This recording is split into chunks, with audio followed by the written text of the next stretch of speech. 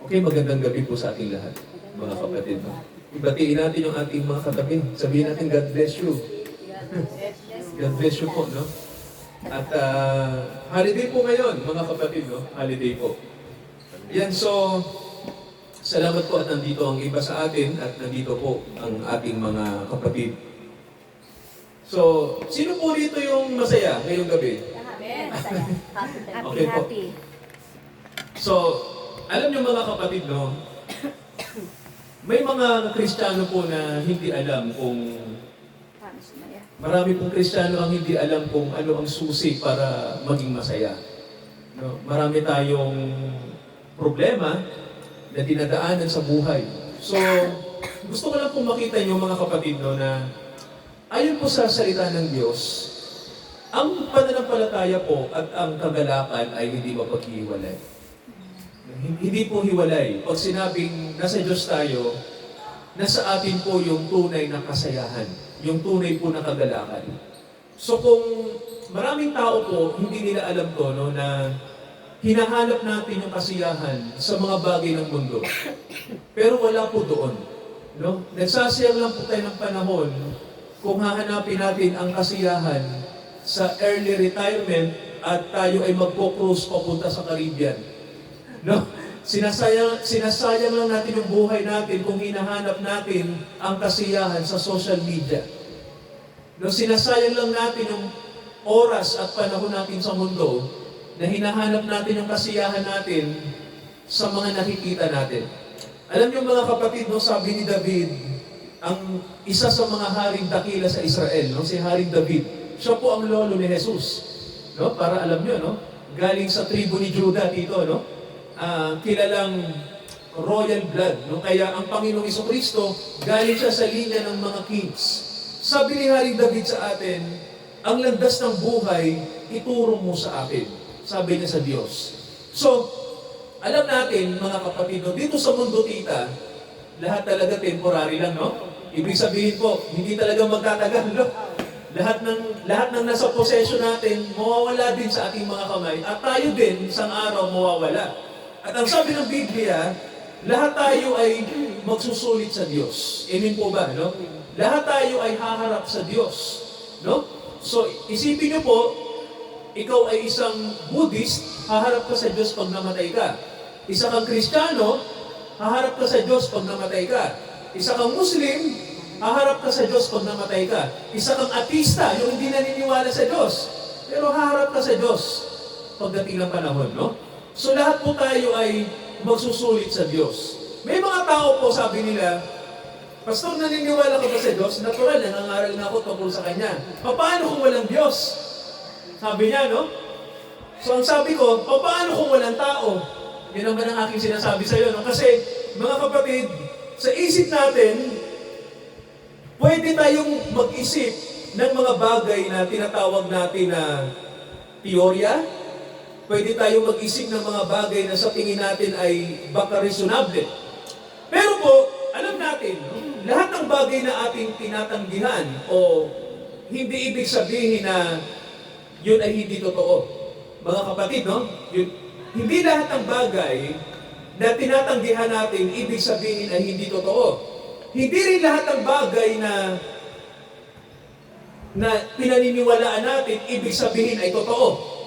No, mga kapatid, no? Ulitin natin, ha? Hindi lahat ng bagay na pinaniniwalaan natin, hindi ibig sabihin totoo yon. At hindi rin lahat ng ating tinatakwil, hindi ibig sabihin hindi totoo. So may mga bagay, mga kapatid, na ang nakakaalam lang ay ang may lalang. Amen po ba, no? Siya lang po ang nakakaalam.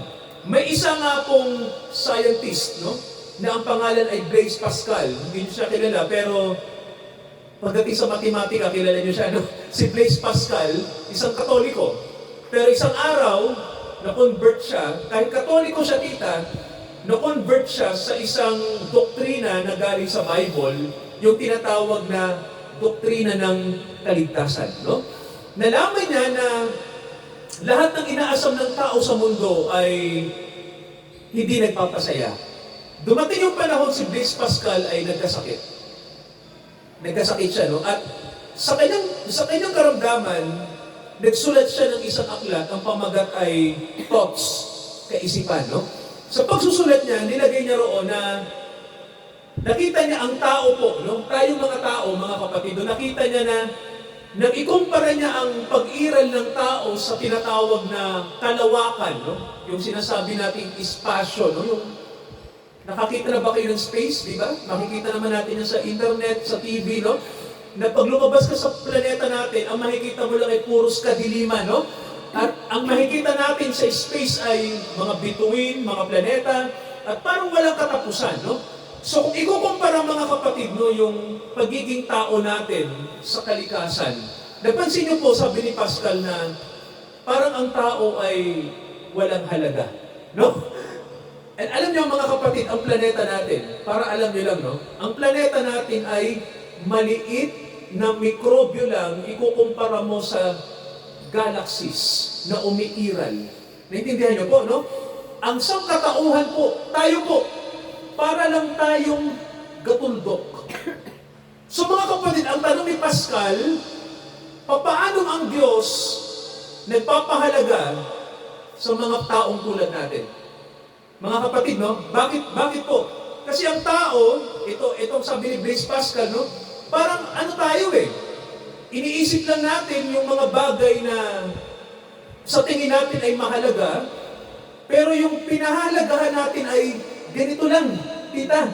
No? Gatuldok lamang, mga kapatid. No, so, ang tao, pinahalagahan natin yung sarili natin, yung pinahalagahan natin, ang sabi nga ay para lang gatuldok. So, sa totoo lang po, mahirap arukin ang Diyos. No, mga kapatid, no? Mahirap siyang arukin. At alam niyo po, mga kapatid, no, ang Diyos, ang numero unong problema ng tao. No? Mga kapatid, no? Ang Diyos ang numero unong problema natin kasi tayo mga tao po ay may kanya-kanya tayong pananaw sa Diyos. Tama po ba? May kanya-kanya tayong opinion tungkol sa Kanya. No? Ano ba ang Diyos pag tinanong tayo? Sino ba siya? So, lahat ng bagay sinasabi natin positibo sa Kanya. No? At mga kapatid, kung titingnan niyo po, kung tatanungin tayo, sino ba ang Diyos sa atin? Sino ba siya? So, alam niyo, no, maraming bagay na hindi pa natin alam sa Diyos. Kasi mga kapatid, sabi nga po, tayong mga tao ay limitado lamang. Amen po ba? No? Ang tao po, sabihin natin, no, ano lang, no?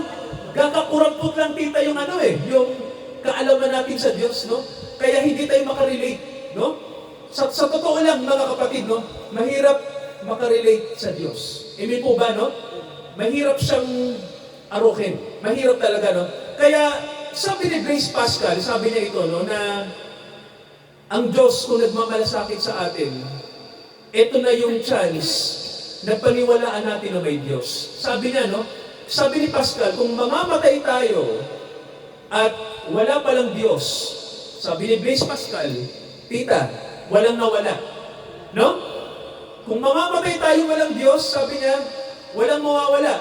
Pero kung tayo ay mamamatay at namatay na tayo at natuklasan natin na may Diyos pala, sabi ni Blaise Pascal, maraming nawala. Nasayang ang buhay natin. So mga kapatid, nung sumugal si Pascal, sabi niya, mamamatay ako na naniniwala sa Diyos ng biyaya. Kaya mga kapatid, sa gabing ito, no, si David po, sinabi niya sa atin na ituro mo sa akin ang landas ng buhay. Mga kapatid, doon tayo lumakad sa landas na yon. Amen po ba? No? Sabi nga natin, ang pananampalataya po, di ba mga kapatid, naririnig na natin to? Ang pananampalataya, hindi talaga galing sa tao yan. No? Sabi nga po, yan ay biyaya ng Diyos sa atin. No? Kaya hingin natin. Kung sabi ng Panginoong Jesucristo, kung sa tingin nyo, kulang tayo ng pananampalataya, humingi kayo sa Diyos. No? Sabi ng Panginoon, huwag niyong hayaan na wala kayong faith. No? Nahaharap kayo sa Diyos na wala kayong pananampalataya. Hingin niyo sa Diyos. So ang pananampalataya, hindi po yan yung naniniwala kung may Diyos, alam kong may Diyos, kailangan kita Diyos. Ang pananampalataya po ay higit pa ron. Ang pananampalataya po ay kaloob. ang pananampalataya po ay kapangyarihan. Lampas sa logic ng tao. Mga kapatid, no? Lampas sa isipan natin. Kaya, nang tanongin ni Nicodemo, ano bang ibig sabihin ng born again? Ano po bang kahulugan nun? Ang sabi ng Panginoon sa kanya, misteryo yun. Di ba sabi niya? Ang Panginoon mismo sabi niya na yun ay misteryo. Hindi natin alam kung saan galing. Hindi rin natin alam kung paano magtatapos. Pero sabi ng Panginoon, mararamdaman mo yan. Parang hangin yan. So mga kapatid, may mga bagay na hindi sinasabi ang Panginoon sa atin kasi malalim. Tama ko ba? Hindi natin maaarok, mga kapatid. No? At yun ang maganda sa Diyos. Amen po ba? Pag sinabi natin Diyos, hindi talaga natin maaarok. Pero, pag sinabi din natin Diyos, hindi natin siya maaarok, pero tayo ang kanyang nilapitan. Amen ba mga kapatid, no? Yung Diyos na hindi natin maarok, siya ang lumapit sa atin. Siya ang pumunta sa atin. Kasi alam ng Diyos, hindi natin siya kayang puntahan. No? Kaya ang Diyos po na may lalang sa atin, siya ang pumunta sa atin. Siya ang lumapit sa atin. Nakinibel siya sa atin. Kaya, isipin nyo, mga kapatid, no? Sa panahon ng kasiyahan natin, mga kapatid, makinig kayo, no? Kasi mahalaga to.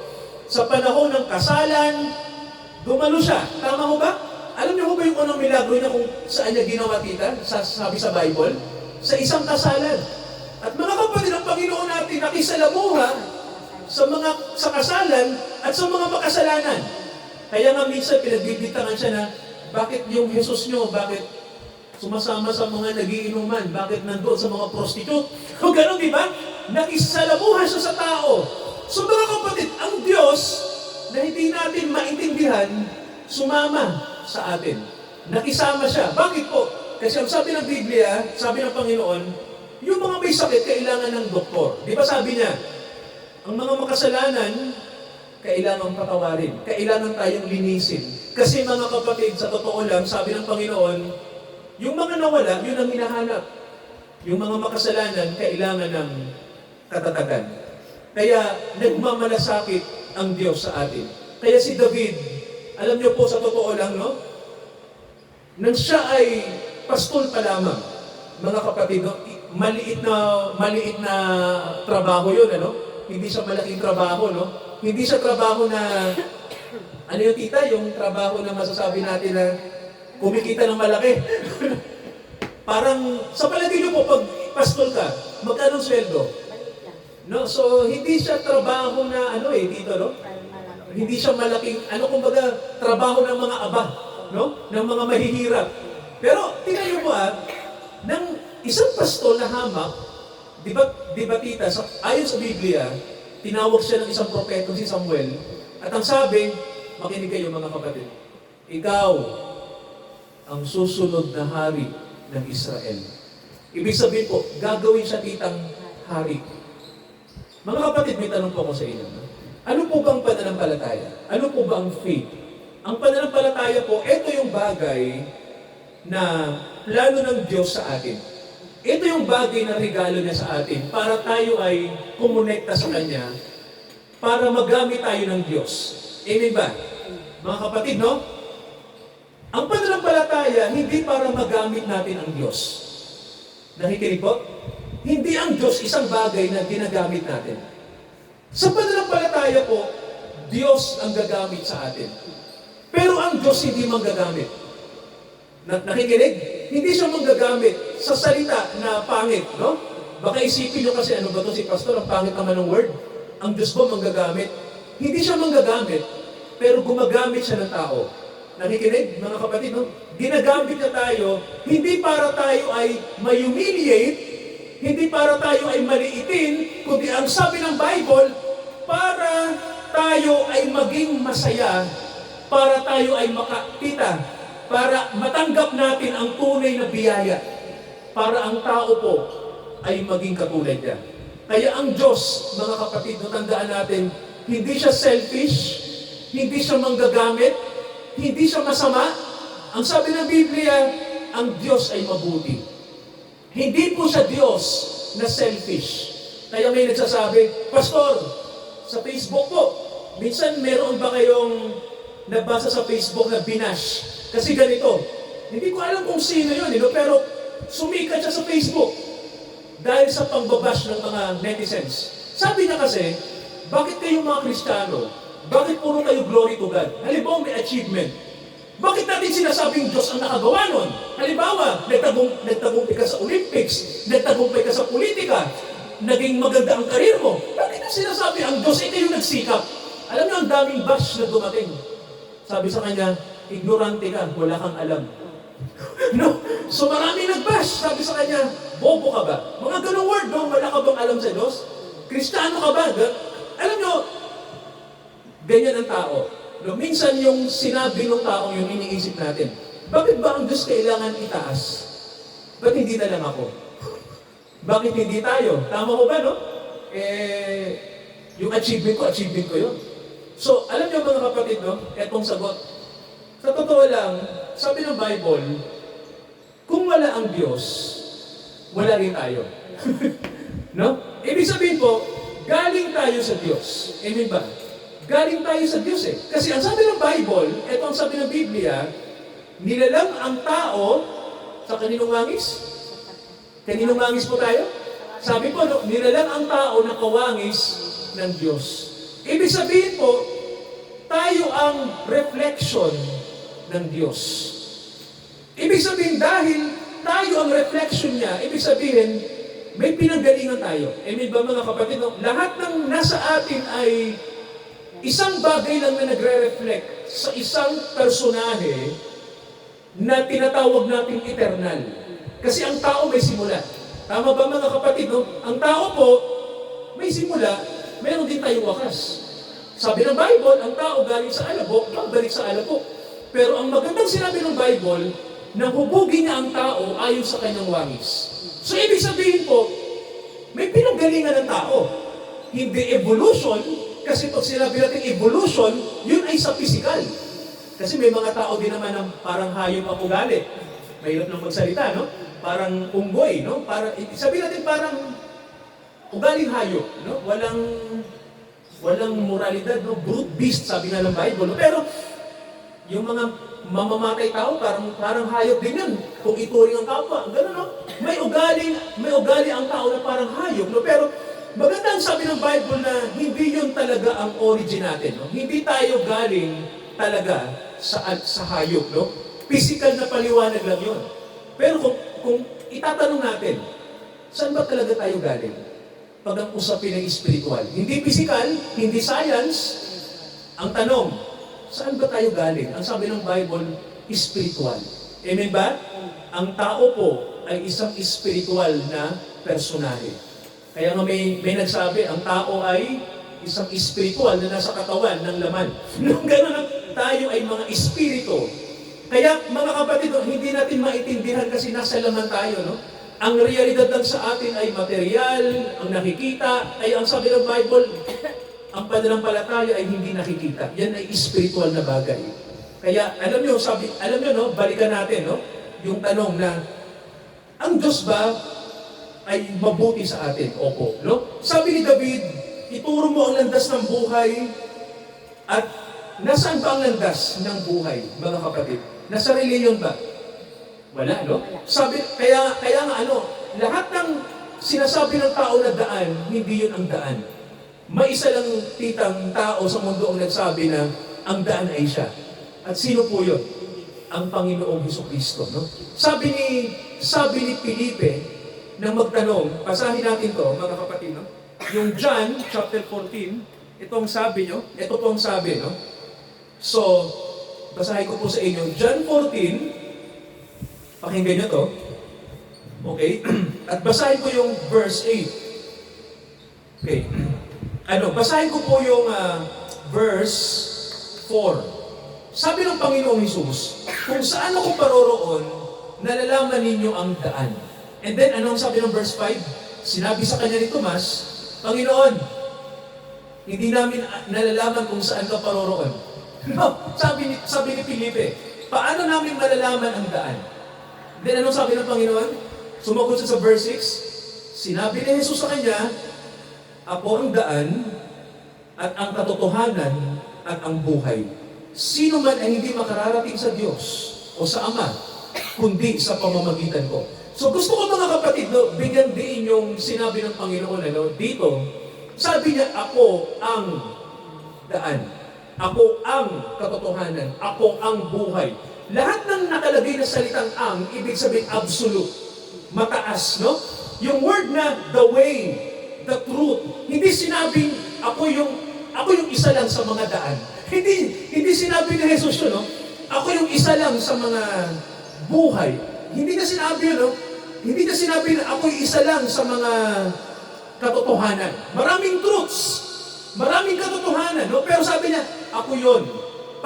Pag ang pinag-uusapan ay truth, si Kristo yun. Amen ba? Kapag ang pinag-uusapan ay ano ang daan patungo sa Diyos, si Jesus yun. So, inaalis ng Diyos sa atin na mag-interpret tayo na, ito yung totoo para sa akin. Ito yung totoo para sa akin. Wala nang ganon, ano? Sa Biblia po ang sabi, yung katotohanan na sa atin, hindi yan ang inuuno ng Diyos. No? Sabi ng Bible, ang katotohanan ay nasa anak ko lang. Sabi ng Diyos. Kaya sabi ng Bible sa atin, walang relihiyon, walang katotohanan galing sa tao ang pwedeng magsalba sa atin sa ganitong kalagayan. Kaya alam niyo po, magandang balita yan mga kapatid, no, na walang bagay na nanggagaling sa tao ang pwedeng makarating sa langit. Kasi mga kapatid, isipin niyo po kung galing sa ating sariling sikap ang pagpunta sa langit, alam niyo po, lahat tayo rito hindi papasa. Nakikinig mga kapatid, no? Walang papasa na tao dahil sa kanyang sariling sikap ay pupunta siya roon sa buhay na walang hanggan. Mga kapatid, lahat tayo may kanya-kanyang Diyos. Di ba? Lahat tayo may kanya-kanyang opinion sa Diyos. Kaya lahat ng yon ay hindi papasa sa tunay na Diyos. Kaya ang sabi ni David, balikan natin, ituro niyo po ang landas ng buhay sa akin, Panginoon. Alam niyo po kung sasabihin natin yon? Di ba? Sabi ko tita kanina, si David, pastol. Pero biglang dumating tita ang sugo ng Diyos, no? At ang sabi, you will be a king. Magiging hari ka. May tanong po ko sa inyo. Kayo ba naniniwala na instrumento kayo ng Diyos para maging biyaya sa mga tao? Mga kapatid, no? Baka sabihin nyo, Lord, bakit ako? Simple lang naman akong nanay. Ano ang aking kayang gawin? Simpleng tao lang ako, Lord, di ba? Pero what if sabihin ng Panginoon sa inyo, gagawin kitang hari? Di ba? I will make you a king. Alam niyo po si David, sinampalatayanan niya po ba yun? Mga kapatid, nakikinig. Sinampalatayanan ba ni David yung sinabi ng Diyos sa kanya? Alam niyo po, no? Kahit sa kanyang imposible status, naniwala tita si David na gagawin ng Diyos yun kasi tinawag siya ng Diyos eh. Pero alam niyo tita, ito yung faith na sinasabi natin. Alam niyo, ang landas ng buhay hindi madali. No? Dumaan si David sa maraming pagsubok. Nandyan yung tita, yung kanyang tatay-tatayan, itinakwil siya. Nandyan Nandyan yung panahon na yung mga dati na kaibigan tita, hindi niya na kaibigan. Mga ganun, Dumating yung panahon, mga kapatid, na si David ay sobrang lungkot, no? Dumating yung sinasabing imposible talaga yung sinabi ng Diyos sa kanya na magiging siyang hari. So kung titignan niyo, no, ang buhay natin ay ganon, tulad ni David, no? Dumadaan sa mga kabigatan, mga kapatid, no? Pero ano yung nagpalakas kay David para mangyari yung sinabi ng Diyos sa kanya? Di ba sabi nga natin, nang hawak siya sa Diyos. May ba mga kapatid, no? Nanalig siya. Kaya sa pananalig na yon, sapat po yun para maging masaya tayo kahit sa panahon ng pagsubok. Amen ba mga kapatid, no? Kasi ganun lahat ng tao sa Bible nakaranas ng matinding lungkot. No, lahat mga kapatid, nandiyan tita yung hindi lang iniwanan ng asawa. Pinagtaksilan tulad ni Hosea. Nakalagay sa Bible, no? Ang sabi ng Diyos sa kanya, mag-asawa ka ng isang babaeng taksil. Sabi sa kanya tita, no? At masakit sa lalaking pagtaksilan. So kung titignan nyo, no, nangyari yun sa mga anak ng Diyos, no? Pero ang sabi ng Diyos, may layunin ako kung bakit ko yan ginawa sa'yo, no? Kasi ang sabi ng Diyos, gusto ko lang ipadama sa'yo yung nadarama ko. Ganon. Sabi ng Diyos, tinakwil ako ng bayan ko pinagpalit ako sa ibang Diyos. Masakit ba ko sa'yo? Masakit, Lord Iniwan ako ng asawa ko, taksil Sabi ng Diyos, gano'n din yung nararamdaman ko Sabi ng Diyos, no? Iniwan ako ng aking bayan, So kung titingnan nyo, no, lahat ng nangyayari sa buhay po natin, may layunin ang Diyos. Pero alam nyo po, no, may mabuti pa rin sa Diyos. Kasi, Diyos ang mabuti. No? Baka isipin, kasi mahal, umaapak ako sa sapatos ng mga tao na sinasabi nila na walang kwenta ang Diyos. Sa Europe, marami ng taong hindi naniniwala sa Diyos. Ang mga simbahan doon dito, mga museo na lang. Pumunta kayo sa France, pumunta kayo sa Germany. One time kita may Germany missionary, no, na naka-encounter ko noong 2010, no? Sabi nila, maganda rito sa Pilipinas, no, marami pang taong naniniwala sa Diyos. Sa amin yung mga church, museo na lang. Wala na nag-church. Opo, at ang mga nasa church, mga matatanda na lang, no, wala ka nang makikita mga bata-bata, no? Lahat mga oldies na, no, mga, at ilan-ilan na lang po, no, gano'n, no? So, iniisip ko mga kapatid na ang tao, no, maliit ang kanilang pagtingin sa Diyos, no? Makitid, no? Hindi galing sa kasulatan. Kaya mahalaga po, no, makita natin yung nakikita ni David. Amen po ba? Na ang Diyos ay mabuti. Amen po ba? Ang Diyos ay banal. Pinakamabuti sa lahat ng mabuti dahil walang mas bubuti pa sa Kanya. No? Sabi ng Bible, lahat ng ating kabutihan, lahat ng perfection galing sa Kanya. So, mga kapatid, no, wala kang makikita sa Diyos na kaunting masasabi natin na kaunting bagay na mali sa Kanya. Wala talaga, no? At ang maganda rito, tita, ito, sabi ng Bible, kahit sa panahon na parang ang Diyos ay nasa dilim. Kasi mayroong verse sa Bible na sinasabi, no, na ang Diyos ay nananahan sa pusikit na dilim, no? Parang hindi natin siya maaarok. Pero mga kapatid, no, simbolo yun eh. Parang ganito, pag ikaw ay papunta sa liwanag, mabubulag ka. Mga kapatid, no? Sino na rito yung nakakita ng solar eclipse? Di ba tayo? May mga season ng eclipse. Di ba sabi ng mga scientists, huwag tayong titingin ng rekta sa eclipse, sa solar lalo na, no? Kasi daw, pwede daw tayong, mabulag, no? Totoo ba yun, tita? Totoo kaya yun? Hindi ko rin alam, baka, no? Kasi gumagamit pa sila ng... Oo, kasi gumagamit pa ang tao ng ng film dito, no? Para makita yung eclipse. Hindi tayo makatingin talaga ng rekta sa araw, no? Kasi ikabubulag na natin. So mga kapatid, metaphor yun tungkol sa Diyos. Kasi po ang Diyos, sabi nga pinakamaliwanag siya sa lahat ng liwanag. Lahat ng creation niya ay sumasalamin lang sa Kanya. So kung ang araw ay liwanag natin, gaano pa kaya ang Diyos, tita, no? Na pinanggalingan ng araw. So nagpakaliwanag niya. At ang sabi ng Bible, kailanman walang nakakita sa Diyos. Lahat ng nakita ng mga propeta tungkol sa Diyos ay bahagi niya lang. Pero yung actual, unseen, hindi mo siya makikita. Kaya sa mga nagsasabi na mahirap maarok ang Diyos, parang pusikit na dilim. Kasi nga po, nakakabulag, no? Pag lumapit ka sa liwanag, ikabubulag mo. Kaya may panahon mga kapatid na mahirap maunawaan ang Diyos kasi bulag tayo kung titingin sa Kanya. Pero may gusto ang Diyos na bagay na kailangang ikatuwa naman niya. At ano yon? Ikakatuwa niya pala to, hindi kailangan. Ikatutuwa ito ng Diyos. At ano yon? Sabihin nga natin mga kapatid, pananampalataya. No? So, ang faith mga kapatid, alam natin na natuwa ako, no, na sabihin ng Bible na ang pananampalataya ay hindi galing sa akin.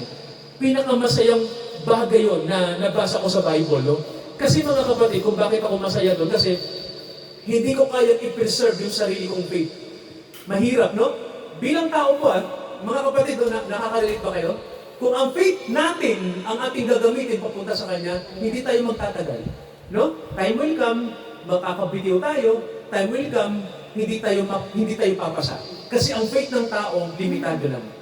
Pero ang faith na sinasabi kita ng Bible ay walang hanggan. Kaloob ng Diyos, galing sa Diyos, nag-originate sa Diyos.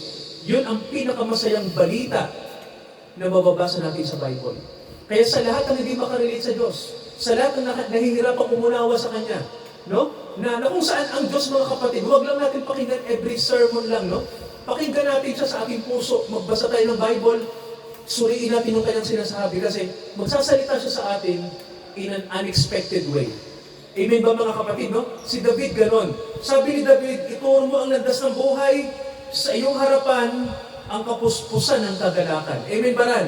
So, sabi ng Bible, ang kagalakan at ang pananampalataya hindi mapaghihiwalay. Amen ba mga kapatid, no? Illusion lang tita yung iniisip ng mga tao na masaya sa pagsusumba. Hindi sinabing masama. Masayang magsumba, masaya sa inuman, masaya sa bisyo, masaya sa mundo. Doon naghahanap ang tao ng kasiyahan. Pero tita, pagbalik mo sa bahay, pag ikaw na lang mag-isa, no? Pag dumating na yung panahon ng pagkakasakit, dumating na yung panahon ng problema, dumating na yung panahon na nandiyan na yung realidad. Nagtatanong tayo, paano ba magiging masaya? No? Lahat ng bagay sa mundo, sandalian lang din eh. Babalik ka pa rin sa realidad at sa tanong, ano ba ang buhay? Ba't ka ba nabuhay? Ano bang kahulugan ng buhay mo? Kasi mga kapatid, sabi ng iba, ito yung pangit na na prinsipyo ng mga tao. No? Gusto kong sabihin ito, no, walang kwenta to. Magsaya na tayo kasi may lang ang buhay. Narinig mo ba yan? No? Let us be happy, tita, no? Kasi bukas, we will die. Magsaya na tayo. Party-party na lang. Parang gano'n, ano? Mga kapatid, yun ang pinaka-basurang panahon na ginawa natin. Kasi hindi tayo nag-serve sa purpose ng Diyos kung bakit tayo nabubuhay sa mundo. Sabi nga tita ng Bible, nabuhay ang tao para sa Diyos, hindi para sa sarili natin. Amen po ba? No? Kasi ang sarili natin mga kapatid, kung wala siya, hindi kumpleto. Amen po ba? Kaya maraming tao po incomplete, no?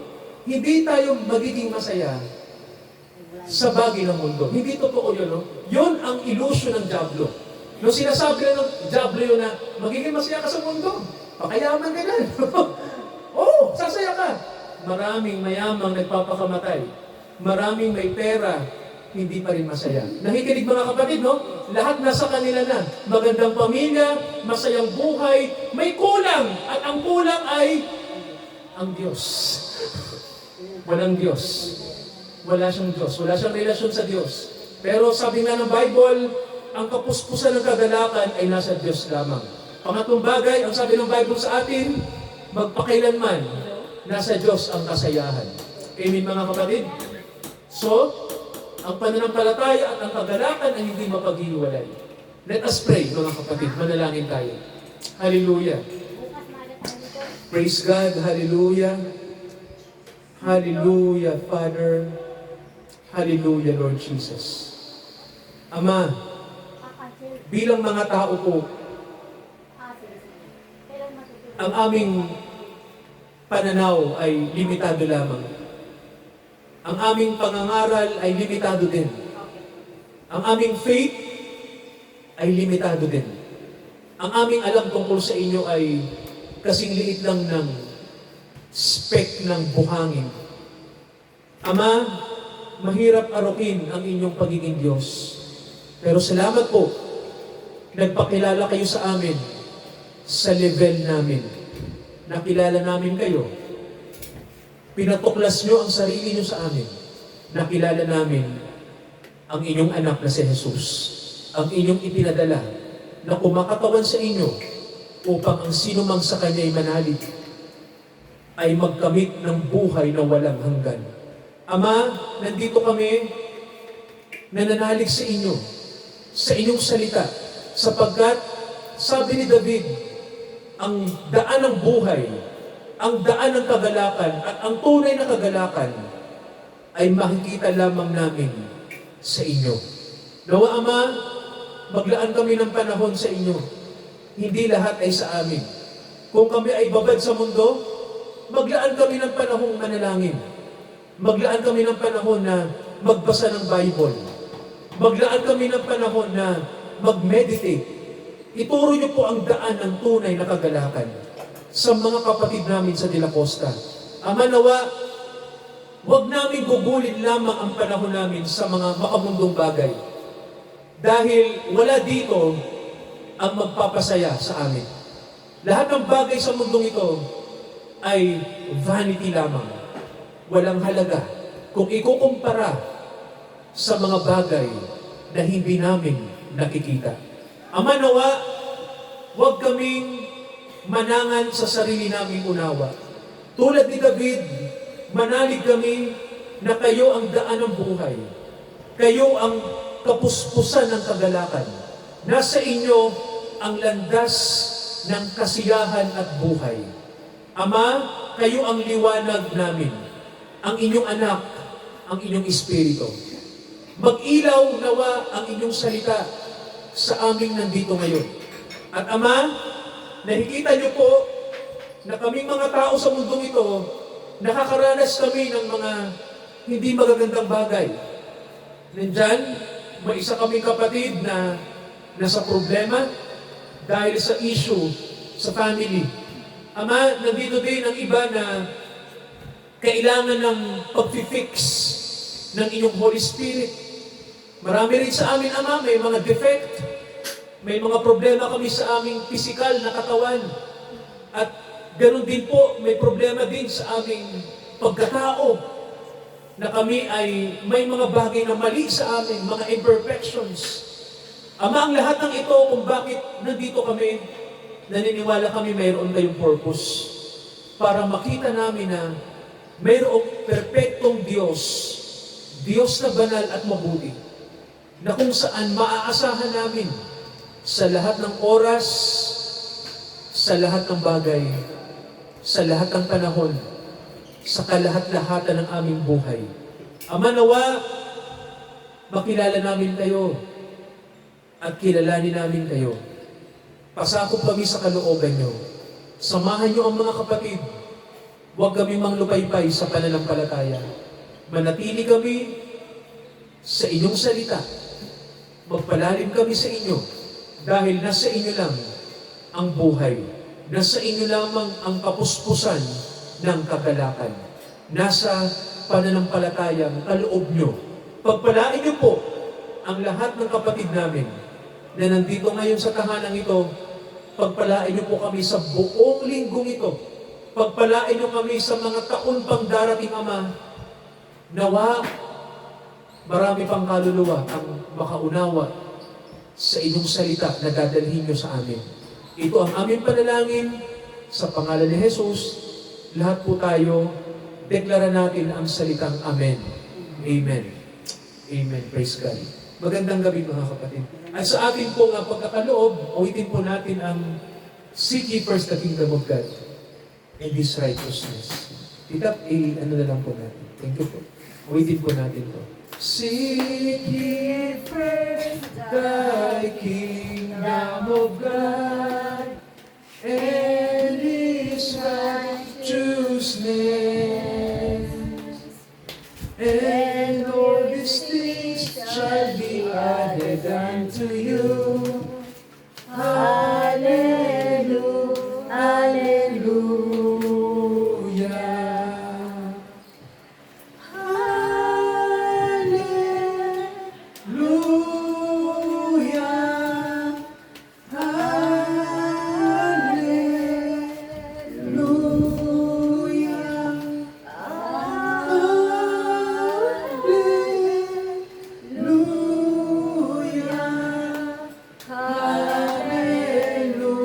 hallelujah, tayo po'y tumayo, mga kapatid, sa panalangin. At salamat po sa ating fellowship, sa pagsasama-sama natin sa gabing ito. Ama, sa huling linggong ito ng Agosto, papasok kami sa bare months. Ama, sa mga gawain po na nakalaan, tinakda nyo, samahan nyo kami. Pagpalain nyo po ang aming mga gawain, Ama, dito sa De La Costa, ang mga kapatid na inyong ginagamit para ang biyaya nyo po ay sumakanila. Ama, ang inyong biyaya po ay ibuhos nyo sa lahat ng aming mga kapatid, sa mga nangangailangan, at sa mga marami pang biyaya na sa kanila, Ama. Alam namin na hindi mauubos ang inyong pagpapala. Kaya, Ama, pagpapalang espiritual, hindi itong ibigay dahil ito ang kailangan ng tao sa mga huling panahon na ito. Nababalik na si Jesus. At Ama, nawa, ipag-pray, nawa po sa pananalangin namin, isama namin ang inyong salita na maikalat pa sa aming mga mahal sa buhay. Dahil kailangan nilang marinig ang inyong mensahe. Gamitin nyo ang mga kapatid, gamitin nyo kaming lahat, makapag-akay pa kami ng mga kaluluwa upang sila'y makaunawa din at malaman nila ang daan papunta sa buhay. Ama, i-bless nyo po ang mga kapatid namin ngayon. Ang mga kapatid namin sa Velasquez, ang mga kapatid namin, Ama, sa sambahayan ng Tita Virgie, sa sambahayan ng lahat ng mga kapatid namin sa De La Costa, kay Tita po, kay Tita Sol, sa kanyang sambahayan, na kasama din po namin si Tita, Ama. Siya'y kabilang po sa inyong mga tinawag. Salamat, Ama, na ang mga kapatid po ay hindi nyo pinababayaan. I-bless nyo rin, Ama, ang sambayanan nila Olive. Ang ipinapanalangin po namin, Ama, ang pagbubuklod nyo ng biyaya po. Ganon din po sa pamilya ng kanyang asawa. Ganon din, Ama, sa mga panalangin din po ni Christy. May mga prayer siya, meron siyang mga ipinagpipray sa inyo, magbigay kayo ng revelasyon sa kanya. Ama, sa lahat ng aming mga kapatid na nandito ngayon, i-bless nyo po lahat sila. Salamat po sa gabing ito. I-bless nyo, Ama, ang ministry ni Tita Virgie, at nawa po, gawin nyo siyang daluyan ng inyong biyaya, Ama, sa kanyang sangbahayan at sa mga taong makakasama niya. Amang makalangit, salamat po sa buhay ng mga kapatid na tinawag nyo sa biyaya. Gamitin nyo sila, Ama, para ang kaharian nyo po ay dumating sa puso ng mga tao. At darating na po ang kaharian nyo dito sa mundo. Malapit na. Sa inyo namin, ibinabalik ang kaluwalhatian. Dahil kayo lang ang dapat luwalhatiin. Sa Diyos na sa atin ay tumawag, pagpalain nyo ang aming mga kapatid, Ama, palalimin nyo ang kanilang pananampalataya. Ito ang aming panalangin. We are praying, Father, sa prayer ng aking may bahay, sa kanyang sangbahayan, sa kanyang mga kapatid, i-grant nyo po ang kanyang prayer, ang kanyang isinasamo. Sa biyayang ibinigay ng Diyos sa atin, ito ay gagawin ng Diyos. Siya ang finisher ng faith. Palakasin niya tayo sa muling pagbabalik ng ating Hari at Panginoon. Amen, Amen, at Amen. Hallelujah.